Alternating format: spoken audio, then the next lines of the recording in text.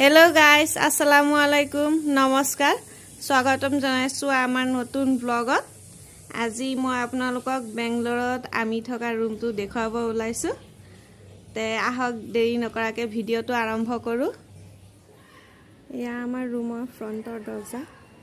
এই ৰুমত যোৱাৰ আগতে আপোনালোকে চাওক এই সন্মুখতে কেইটামান টাবত ফুল গছ ৰুইছো আৰু এয়া হ'ল সৰু এটা আম পুলি লগতে কচু গছ হৈ আছে আৰু এটা সৰু বিলাহী গছ এতিয়া বলক আমি আমাৰ ৰুমৰ ভিতৰলৈ যাওঁ এটো হ'ল আমাৰ ৰুমৰ দৰজা এটো হ'ল আমাৰ ৰুম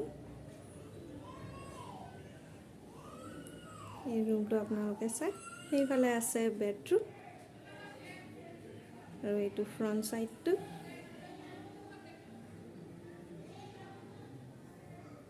আৰু এফালে আছে বাথৰুম আৰু এফালে আছে কিচেন এতিয়া হক আমাৰ ফ্ৰন্টৰ ৰুমটো চাও এই ফ্ৰন্টৰ ৰুমটো এখন সৰু বেড আছে আৰু এফালে দেখিছে এখন টেবুল আছে আৰু এটো হল পানী কেন আমি মানে পানী ইয়াত কেনটো ব্যৱহাৰ কৰা হয় পানী খাবলৈ কাৰণে আৰু এফালে আপোনালোকে দেখিছে এয়া দুটা ড্ৰাম আছে দুটা ড্ৰামত চাউল ৰাখা হয় চাউল মানে ষ্টক কৰি ৰাখো আৰু এফালে আহক যাও আমি এতিয়া আমাৰ সৰু বেডৰুমলৈ বেডৰুমটো অলপ সৰু এটো হ'ল আমাৰ বেডৰুম এখন হ'ল আমাৰ বেড আৰু এটো এটা সৰু ৱাৰ্ড্ৰব এটো মই অনলাইনৰ পৰা আনিছো আৰু এয়া হ'ল এয়া কিবা কিবি বস্তু ৰাখিছো এয়া ৰাইমাৰ ক্ৰীম পাউডাৰ পালৈ কিবা কিবি ইয়াতে বাস্কেটটো ঢাকি ৰাখিছো ৰাইমাৰ কাপোৰ ধোৱা হয় ধুলি বাৰি পৰে কাৰণে মানে ঢাকি ৰাখিছো আৰু এতিয়া আহক আমাৰ কিচেনলৈ যাওঁ